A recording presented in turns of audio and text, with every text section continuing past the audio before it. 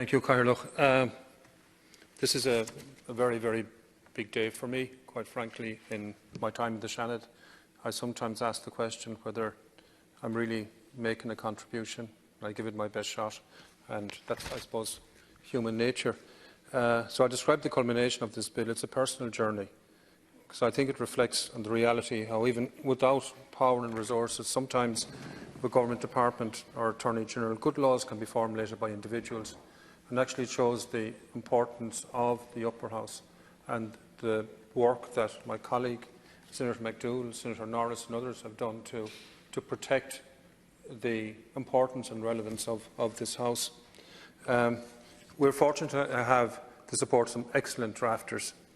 I availed of this support, and I want to especially thank, if I may, Chair Kieran Mooney for his contribution to the creation of this robust bill. The journey focused on a number of significant stakeholder consultations, more than one occasion, and I reached out to the Minister, and I very much appreciate your support and your very active support for this bill. Garda Síochána, DPP, GCOS, Law Reform Commission, Bar Council, Law Society, Irish Council for Civil Liberties, Rape Crisis Centre, ISME and Victim Support and others. I'd like to in particular, if I may, mention ISME, who put the prospect of placing perjury in a statutory footing firmly on the public agenda. I also want to pay a specific tribute to their campaign on behalf of their members, many of whom are penalised through high insurance premiums precisely because of perjury being committed both within and outside the jurisdiction of our courts.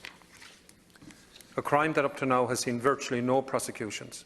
In the last 10 years, there have only been 31 recorded incidents of perjury in our courts. So placing perjury on the statute books is not just about penalising those who commit perjury, but it's primarily about preventing those from doing it in the first place. And that's the primary purpose. And that's a big motivator for changing for the amendment from 7 years to 10 years. Tough sanctions may make someone think twice about lying and diverting the course of justice. I hope that this bill will have a practical impact on business, especially small businesses. Over the years, I've personally known scores of small business owners who suffered significantly because someone knowingly lied in court. In some cases, their businesses went under as a direct result of people committing perjury. Of course, my initiative to place perjury in the statutory criminal offence is not just about addressing fraudulent personal injury claims, although it's a very important component. It's about bringing accountability to all those who lie in our courts, our commissions and our tribunals. And therefore, Minister, the work that you've done, and if I may pay special tribute to the two colleagues there behind you who have actually very actively worked with me and my team and my PA, Coach Nick Owley, in actually bringing this bill to where it's at. I want to publicly express my appreciation for that. Anyone who has the misfortune of facing into court proceedings or given jury service knows that every day of the week there are people taking oath or swearing an affidavit stating facts that they know to be false. As a nation, we've endured multiple tribunals and commissions of inquiries that have taken place, knowing that people have lied, although in some cases we discovered years later that blatant lies materially affected the course of justice, without any consequence for the liar. There are people guilty of heinous crimes such as assault, sexual assault, robbery, extortion, walking our streets because somebody went into court and lied on their behalf. Unfortunately, in such circumstances, the innocent party suffered greatly.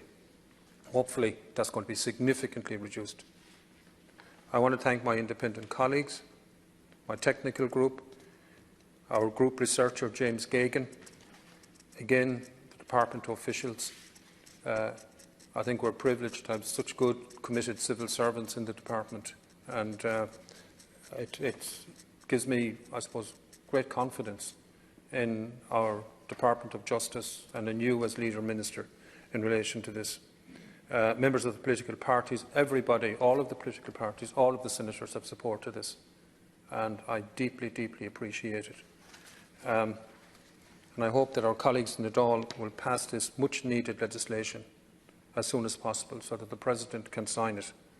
And again, I just appreciate the cross-party support for this Perjury and Related Offence Bill 2018.